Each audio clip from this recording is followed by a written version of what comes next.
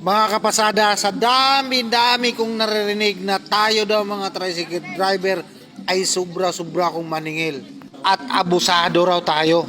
Di ba masakit sa atin pakinggan na tayo mga tricycle driver na parehas kung lumaban? Na makarinig tayo sa mga ganitong reklamo. Alam niyo ma'am sir, hindi totoo yan.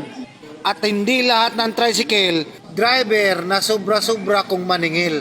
Karamihan patas kong lumaban. Siguro ma'am sir, sumakay ka sa mga tricycle na abusado.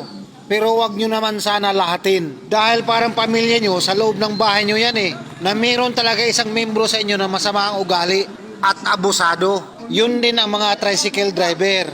Meron din talagang mga masasama ang ugali at abusado sa mga pasahero. Kasi sa 100% na tricycle driver, meron talagang 10% na abusado. Nag-overcharging sila.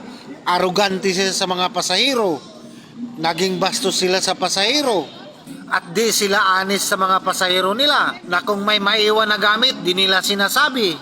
Kaya ma'am sir, pakiusap lang, wag nyo namang latin yung mga tricycle driver.